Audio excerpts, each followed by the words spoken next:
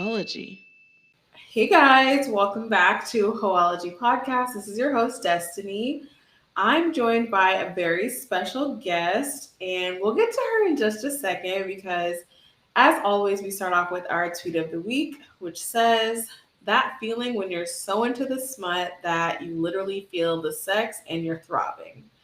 And, I just started reading Smut, and I can honestly say that, I felt this. My husband can attest that I was reading a book, literally blushing. Y'all know I'm brown skin, and I was blushing reading this book because it was a fantasy come true. And I feel like I've been missing out, but, no time like the present to get started. So let's go ahead and meet our guest. Her name is April, and she is not only a writer, but she is a reader of all things erotica, smut, etc. So, April, talk to us. Tell us a little bit about you. Hi everyone. So I have imposter syndrome. So when you say she's a writer, it kind of feels weird when you say that. But I call myself like an amateur writer. So I do have a website called Her Little Stories that I just started last year where I post erotic short stories. Honestly, a lot of the stuff that I posted so far was written like years ago. And I'm just like forcing myself to actually go after something that I'm passionate about, which is writing smut. Mm-hmm. But I'm 34 years old, born and raised in Louisiana. Currently live in Texas, and I work in finance. That's my day job. So Yeah. related to writing, but I do what I got to do to pay the bills. Right. Don't we all? So kind of how did you start your website and how did you kind of build it up? Because like your stories, I feel like I was looking on there and I'm just like, some of these are like some of my exact fantasies, like to the pinpoint of like, this is what I want so bad. And it's like, I feel like erotica as a whole gives us like a way to experience those fantasies without like hurting someone or without, convincing your partner, like, let's do this. So, how did you kind of start that and build it up from there? Well, I think that goes to show everyone that we're all kind of like thinking and fantasizing about the same stuff, kind of, right? A lot of my stories are stuff that I haven't done for the most part, but I really want to do it too. And it's just fun for me to like put those thoughts down on paper. But starting a website, it wasn't really that hard. You can go to any website builder. Like I use Wix. You have Squarespace, you have GoDaddy and all of that. And they do have free options to create a website. I use kind of like a cheaper paid version of it just because, it comes with more stuff. But created it randomly, came up with the name, Her Little Stories. And all you have to do is choose a blog template that you like, and you can edit it however you want to fit your style, whatever that may be. So that's what I tried to do. Nice. Okay.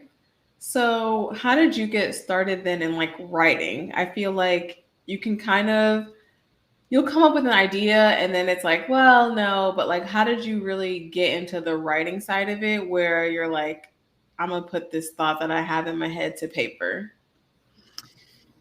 I've been reading. It started with reading. I've been obsessed with erotica since high school, which I think a lot of girls probably know. Read the Zane books. Zane's Sex Chronicles was probably the very first book that I ever read, like for fun. It was actually being passed around among all the girls at my high school. And after that, I just kept reading, and that just gave me the desire to want to kind of like write my own stories. I'm like, let me just give it a try and see if what I'm saying actually makes sense, or like what I want to read, what I'm writing. So probably like in my early 20s, I would jot down little stuff, maybe like 500 word stories, and let other people read it. And they would like it, but I would never like really take it serious. Yeah.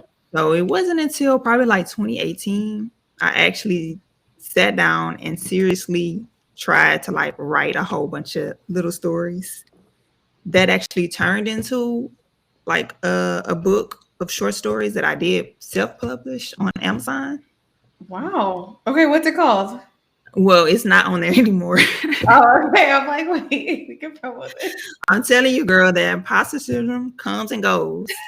So I did publish it. I did a terrible job with like marketing and all that stuff. I didn't tell anybody about it. I was like, do I really want people to read this? And do I really want my name attached to this? Because I still like have a career that I want to like Right. move up the ladder in and stuff. Yes. When it comes to sexually explicit type content, that doesn't really look right on you. That's just our society. So I ended up unpublishing it and then just left it alone for like 2 or 3 years. Never thought about writing, but I still continued to read. Up until last year, 2022, I was like, you know what? Let me do my website. Let me put all those stories that I publish on there. And I can do that anonymously. So Yeah. that's what I did. And I'm really kind of like obsessed with illustrations. I love like erotic drawings and stuff like that. So I also tried to incorporate that on my website as well. So Yeah. I've noticed the art style on there is very like, first of all, it's Black friendly. Like, you're not seeing story. And that's the thing I feel like that as a new reader, right? Like that kind of irritates me is like you want to be able to see yourself in these kind of books. And a lot of it that's pushed at you, like if you just search it up, is going to be like white or like not Black at all. So I love the art on your website. I love that like each story has its own look. Like I really, really like that. And I see the effort that's put into that. So I appreciate that. Yeah. I definitely tried to keep it, 100% Black. Even though I'm not going to lie, I try not to say probably like the race of the person in the story. To me, it's like, if you're like me, you Black, when you read it, that's what you're going to see. Even when I read erotic books by white authors, I'm imagining Black people because that's what I want to see. That's my world. You know what I'm saying? So yeah, that's fair. That's fair. So speaking of reading and writing, specifically currently, do you have any favorite authors or any books that you're reading right now that are like smut or erotic? yes, first of all, that's pretty much all I read is erotica. Okay. Every now and then I'll throw in a little like sweet romance, but if it don't have like no good juicy scenes in it, I'm not gonna you know what I'm saying? I'm not gonna love it. Like erotica smut, that's what I love. It's just like super entertaining for me. And I did make a list to try to keep it short. I just met my reading goal for this year, actually, which was 25 books. And I jotted down the books and I put them in categories just for you, girl. Thank you. So these are books. And I think I may or may not post this on my website. It'll probably be helpful, I guess, for other people who are looking for books like this written by Black authors. So these are books with polyamory because I feel like you really don't see that a lot.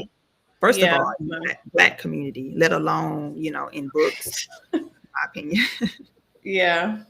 So there's this book called Looking by Katrina Jackson. It was actually the very first book that involves polyamory in it that I read, and I fell in love with it. I tried to get my boyfriend to read it, but that's not his cup of tea. I'm just like, if we were to ever go there, everything that's happening in this book, this is what I need to happen. Here's the manual. Please and thank you. Right. So it's a married couple that they want a girlfriend. So they go online and they find someone that they're both obsessed with. She's a young girl. The husband goes out on a date with her first, and then the wife goes, and then the rest is history. Just like most of the books I read, everything ends up ending happily ever after, right? Yeah. The next book is called Treble by Risley Adams. And it's pretty much the same thing as the last story that I was talking about. I can't remember if they're married or if they're just boyfriend and girlfriend. But the gist of the story is they date separately, not together Oh, like the last book. But in the story, they actually end up dating the same girl. And at first, they don't know until they want to introduce the girl to their significant other. And then they find out it's the same girl they be dating. So that's interesting. that's like the Usher R. Kelly song. Like, Yes. yeah. And then the final one in the polyamory category is this book called Plus One by Tannen Tales, which was actually the last book that I read. And it's where this married couple that's poly meet this stripper. They meet her on separate occasions. The girl meets her first, tells the husband about her, and then the husband goes to the strip club and try to like get a feel for her. And then eventually they date her separately, kinda. And then eventually the girl kind of just like catches them together. And it's like, what? You guys are married? She's brand new to the BDSM community and the polyamory community, and kind of like help her navigate that with them, if that makes sense. Yeah. Yeah. It's an interesting read. So the next section is books by Black authors that involve BDSM. Okay. Plus One by Tannen Tales, which I just mentioned. There's this book called P. by A.H. Cunningham that's really, really, really good. There's Tempted by Danger and Captivated by Danger, which is written by India Carter. So I think I've heard of her before. India Carter. Yeah. Okay. And I don't know if you like sweet romance books with just like a little bit of spice, but they're still really good books. Yeah. There is Before I Let Go by Kennedy Ryan, Restore Me by J.L. Seegers, and The Neighbor Favor by Christina Forrest. So wait, I know that was one about. What's the Neighbor Favor? What's that about? The Neighbor Favor is actually a really cute book. Not much spice in it, but the story is really good. It's about this girl that she ends up emailing her favorite author, and then they kind of like become pen pals. She never met him before, never seen him before because he never put his picture out there, and they end up kind of like falling in love. And then he becomes her neighbor, but they don't know that they're the other person that they've been chatting with online until like later in the book. So. That's really cute, actually. Yeah, I like that. So as like a kind of funny but not funny kind of thing, my husband and I actually have been incorporating these books into like our forms of intimacy. So we have been reading, her name is Kima B. She's like really big on Twitter. She's a Black author and she writes like romance / like smut books, and they're short reads, like they're really quick. So we've been reading those together. And I think overall it's just like really nice to be able to like access a community that, like you said, like we're all interested in this stuff. We're all reading about it because it's something like it triggers or like it like accelerates a fantasy that we have somewhere inside of us. Mm-hmm. And then to have a community that's like, me too, it's really nice. And then to like build that into like your relationship too is, I think, really great, right? Right. That is, you're lucky because you have your man actually reads these books with you. No. So I read them like to him in a way, like during, like when we're getting ready for bed or something. Now if I have an episode called My Sexual Bucket List. And one of the things on there that I would love one day to like do is like an MMF threesome. So there's 2 guys, 1 girl, which is me. And so I actually read a book called Scream for Us. It's by Molly Doyle. It's like a white book, but it like has like an MMF, so an extra guy up in there. Threesome, and he was like that's the book that he said that I was reading, and I was blushing the entire time I'm reading because I'm like, this is so hot, like this is everything I want. And as I'm reading, like you said, you picture whoever you want it to be, you know, like you get to bring it to life. And so he ended up reading it just because he wanted to get my perspective on it, but he was like, I don't get the hype. And I'm just like, You don't need to get it. It's for me. Now, So I have read some MMF books.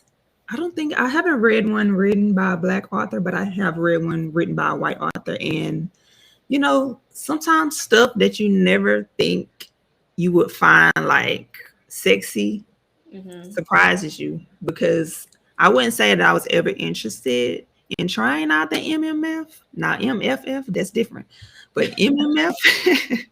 right. But when I read those stories, I was like, the show making it sound good. Right, exactly. Like it makes it sound like obtainable. Like, oh, it's not so bad. Like, especially when there's like a story there and you see how it builds up. Because like I could be like I've personally never had a threesome. My husband has had several, but to me, that's never had a threesome. I'm like, how does it start? Who does what? Like, I need to know like how it works. And these stories, I'm like, oh, okay, this is how it starts. Like there's a buildup. There's, one person introduced, another person introduced. It makes it seem like I said, obtainable. So Right. And I think we have to keep in mind that a lot of these books are written by women. yes. So, and that's a good thing for us because the woman is the focus usually in the stories. And that's how it is for me too. I have only one story where I try to write from 100% from a male perspective.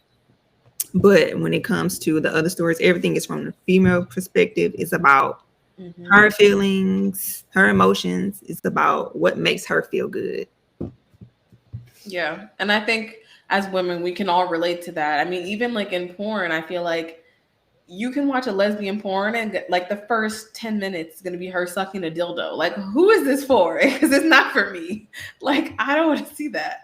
And I think, like you said, like it being written from a woman's perspective is like you're going to check off every box that that a woman would want to see or hear or read. Like, and that is what makes the experience like you want to keep coming back for more. Like, you're going to want to find more books. You're going to want to find more authors, like more articles, like your website. And I think it's great. And that kind of brings me to my next point, which is like, I feel like in the media that's around us right now, there is such like an increase in women being able to openly share, like, this is what I'm into. And like, this is how I found it, especially with like smut and any kind of erotica like reading. Do you feel like it's that way from your side as well? 100%, especially because like I'm really active on, I try to be active on Book Talk, which is Yeah. basically the side of Book Talk that I'm on, which is the spicy side. All of us are basically thinking the same thing. We all want the same things when it comes to the stories that we're reading about. And yeah, we've come a long way. We've come a long way. Yeah. I think smut has always been around, even when you go back to like 18th century, honestly, but like women kind of had to sneak and read that kind of stuff. And now we can be more open about it in today's society. But I feel like all women have always thought this way. We always wanted more in the bedroom, and we're just too afraid to express that because unlike men, Yeah. we're going to get judged more harshly when it comes to like Yes. sex, kinks, all of that stuff. So Yeah, it's definitely tough for women to navigate that space, and I do feel like smut gives women like a gateway almost to be like, come and be with your people, come and be where you're accepted, embraced, like, and I really love it. I mean, like even in other forms of kink, like within media, like SZA did it's the Seek and Destroy video where she's tied up in like shibari rope, and she's suspended, and mostly people were focused on like her BBL, but her but body they was were also like, yeah, they were also like, dang, she looked really good. Like, and I'm thinking she tied up in shibari, and that is like sexual. Um, there's apps now where you can literally listen to like your favorite celebrities read smut to you, like in their voice. And that to me is a dream come true. Like if they could get, I don't even know, somebody fine. They could get somebody fine to read those books or read those stories. Like I think not only is it becoming more accepted, but it's becoming more like embraced from the people that need it the most, you know? Right. And I think a lot of people don't understand that just because we as women like to read this kind of stuff doesn't necessarily mean that we're going to act on it or like we really want to do that, because a lot of these books involve like somebody sneaking around, cheating, you know what I'm saying? Yeah. Yeah. And it's interesting to read, you know what I'm saying? It's fun to read about, she's in a boring marriage and she ends up sleeping, having like wild, amazing sex with her coworker. Like, it's fun to read, and it allows us to kind of like go into that world of pleasure without actually doing something like that. So it's like Right. a escape. You know what I'm saying? Yeah. I think when I'm reading the book, like I feel like I'm looking down on their world, not looking down in like a negative space, but looking down like I'm watching a movie, right? Like I'm not the girl in the book, but I'm like, oh, girl, like, or she's like my close best friend. Like she told me everything, and like I can put myself there because she told me everything, you know? So like you're saying, like we might not act on it, but to us, we get to kind of watch it come alive as if we did act on it. Like, oh, okay, so this is what it would be like. And it ignites a fire, honestly. It's something like because like I loved reading growing up, and so to be like an adult and I'm now getting back into reading, and like you said, book talk is a big thing. I think like during the TikTok hearings, like with Congress, they brought up how like book talk has brought back reading for like a generation that kind of lost it because of social media and technology. So it's definitely a win. I learned a couple words. So my favorite books are The Reverse Harem, which is one woman, multiple partners. Okay, so you might know more than me because I'm not even 100% versed on those. Yeah, I I was know like, a I little need to something, know this. I need more of this type of book. What is it called? And that is like the Scream for Me. I'm reading right now a book called Bloodshed, which is like same thing, like multiple partners, one girl.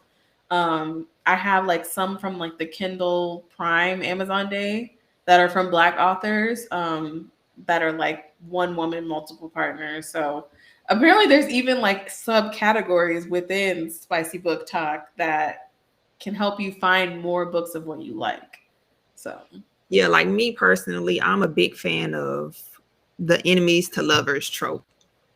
oh, So okay. like Yeah. they start off, they can't stand each other. It's really not enemies per se, just like a strong dislike. For some reason, they don't like each Yeah. other. They don't get along. And then throughout the book, I like to read about how they actually end up catching feelings for each other. You know what I'm saying? That's Mhm. interesting to me, especially Yeah. when it gets to the sex part. Yeah. Because you know it's like a hate filled sex, but then it's probably like the best sex either of them have ever had. Right. So yeah, I love that. I feel like with the rise in just I guess kink in media, there's also like a rise in the censorship that plays a part of that. And I kind of want to get your take on how you've had to like navigate social media posts related to your website and your articles that you post and stories, and things like that. Like, you know, you can't say the word sex. You have to say like segs, like SEGGS, or you have to say kink with like an exclamation mark. You really can't say much these days without getting like shadow banned or just banned altogether. So, how do you kind of navigate that, especially with getting exposure to your website? It is tricky sometimes, but I feel like you just kind of have to go with it. Like if they say you can't say certain words, then try to say it without saying it. So now like I've had to remove some of my erotic poetry from my Instagram for whatever reason. I like to put like little graphics of like if the poem is centered around like a woman's body, then I'll try to add like a little graphic to that. And for whatever reason, Instagram doesn't like that. And I'm not 100% sure if they kind of like scan your page for certain stuff or is it actually people reporting it? Because the Mm-hmm. way Instagram is now, not only your followers can see your stuff, like your stuff is popping up everywhere. Yeah. It's frustrating, but we do have to keep in mind that there are children on these apps as well, and businesses like Instagram have to stay on top of that kind of stuff, even though, us like erotica writers or erotica artists, we just have to be aware and put just censor certain stuff. Yeah. And hopefully the audience that you are looking for finds you still that way. But yeah, I've recently noticed that if you try to type certain words like in your Instagram story, like I tried to write the word masturbating, and instantly, as soon as I finished typing the word, it was like, this word is flagged for whatever reason. And I was like, wow, they really they're really amping Jeez, it up. yeah. When you even post the story, they're telling you that you have a flagged word on your story that you can't put. But put an emoji in there, put an underscore somewhere, and for now, that's what works for me. Yeah. That's also one of the reasons why I felt like I'd rather just create my own website. That way the images that I post can look exactly how I want them to post. And yeah, everybody Yeah. should pretty much do the same. You can rely on like TikTok and Instagram, but just censor your stuff and maybe come up with another way where people can see it uncensored. Because we Yeah. can't blame like those businesses for doing what they have to do to, Yeah. as far as censorship goes, and knowing that there's children on the app too. So Yeah. not You too sensitive. definitely have to like get creative and like you said, do what you gotta do. Like you know what they're gonna allow and not allow, and so you kind of just have to work around that. So that's a Mm-hmm. good point. I actually went to like a business seminar before I got my LLC, and she was like, "You're not gonna get an LLC with the name Hoeology," and I was like, "I'm not," and she was like, "No, like bank is gonna give you business grants." Like because you have the word hoe like in the name, and I'm like, but that's the point. Like it's to like take out the like like I can't do X, Y, and Z. But so I ended up getting it under a different name, but I can got my like DBA under Hoeology. So it's definitely a good point, but censorship is all around us and it drives me crazy. But hopefully, one day we will get to a world where it's not so bad to talk about things that, affect us all. So, Now, I don't know about agree with her as far as, what I'm saying, your LLC name. hmm Maybe you might run into a couple of people that work at the bank that's like, nah, you know what I'm saying? But I wouldn't go as far as to say it. Nobody would, give you a loan because of the name of your business, because they have businesses, sex related businesses that obviously, they have to get money from somewhere. You don't just hop into the business and automatically just start rolling in the dough. I mean, the porn right. industry Yeah. makes so much money.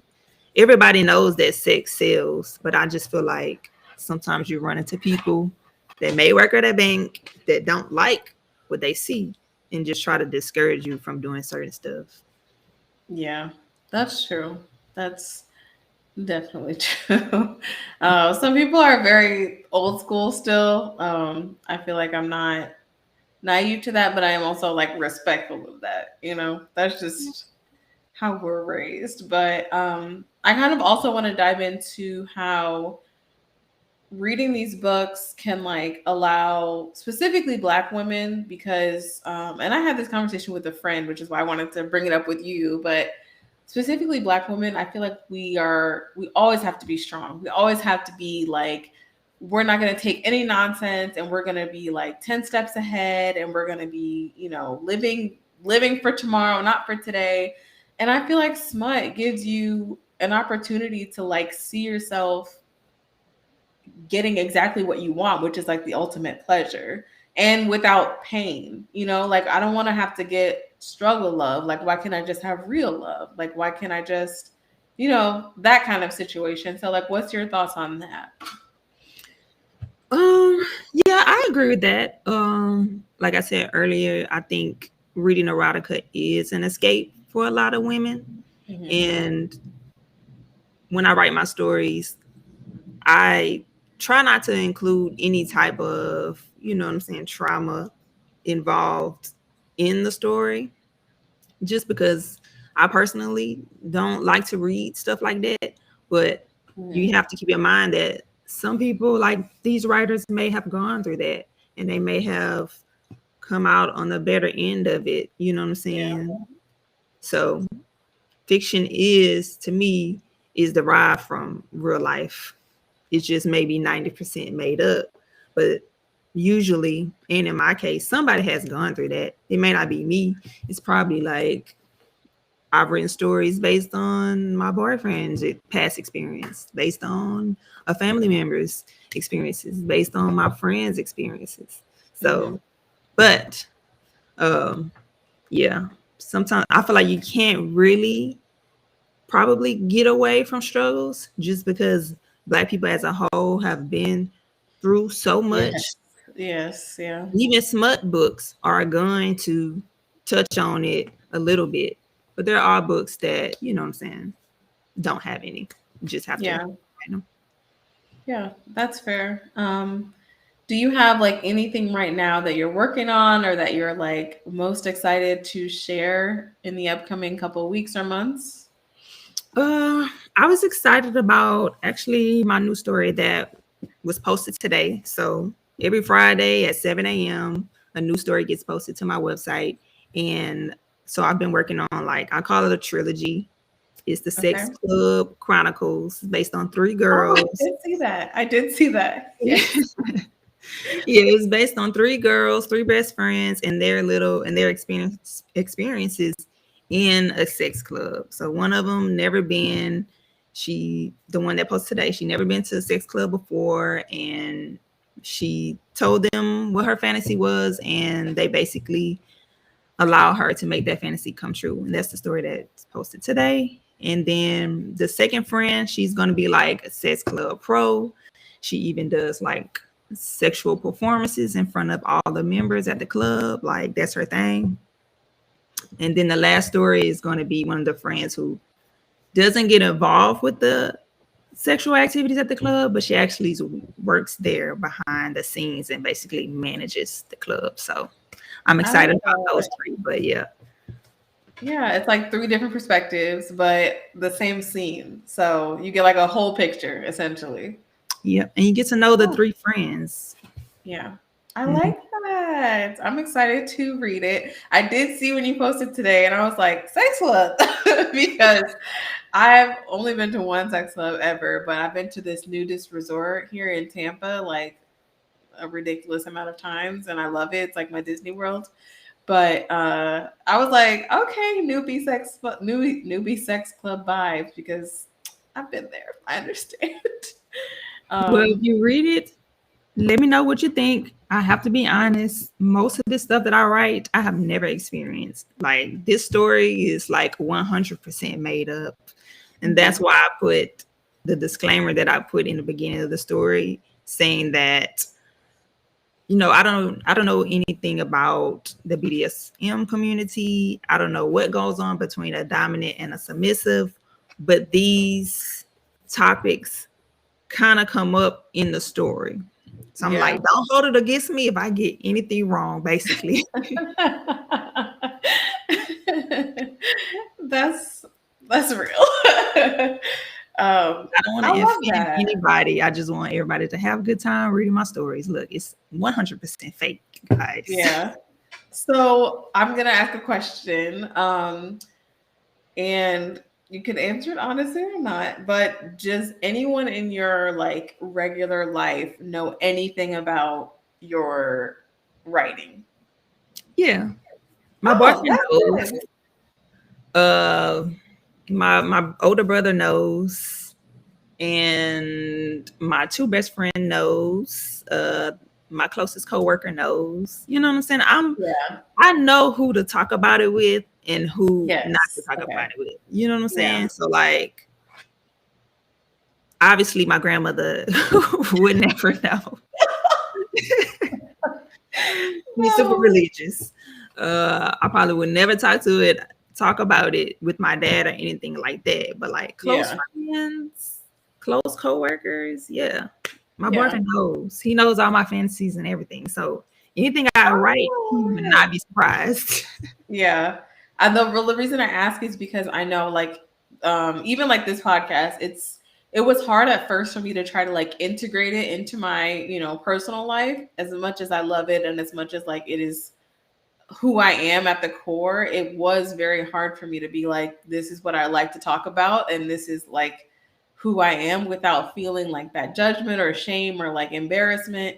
So I'm just curious because I feel like your site, your stories that you write, they do reach like a really big part of some people. And I think that it's important to have those stories out there. And so I'm just like, I'm going to share with the world. But I'm glad that you feel supported and that you have that support system around you, because it is tough for some people to like get to live both sides.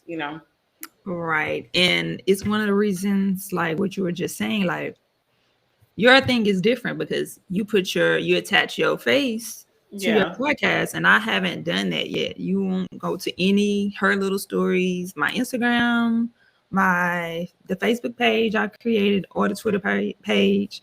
I don't post myself on there. My website, you won't find a picture of me. You won't even find my real name. Yeah. I feel like one day the goal is to get to the point where I put my face out there and like, hey, this is me. This is what I like to do. You know what I'm saying? But I haven't reached that level yet. So Yeah.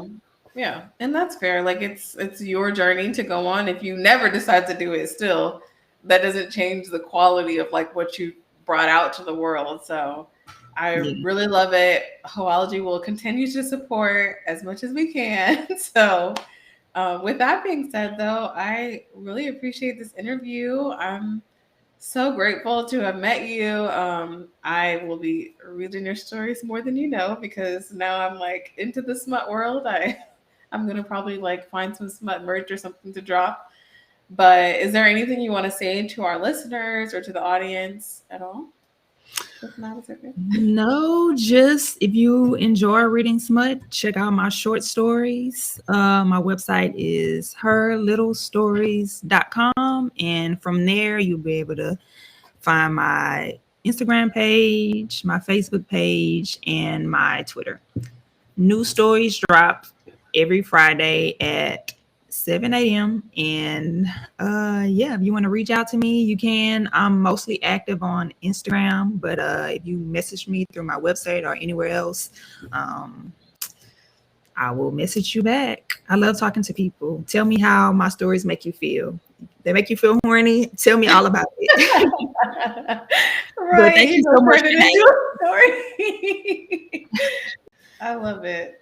Thank you so much for having me. Yeah, I was surprised that you chose little old me to be on your podcast to talk about my crazy stories, but I really am appreciative and I will continue to support you as well. Of course. Well, thank you again. And I will make sure to have all of your social media on our promotional flyer that goes out on social media. So, and with that being said, happy hoeing.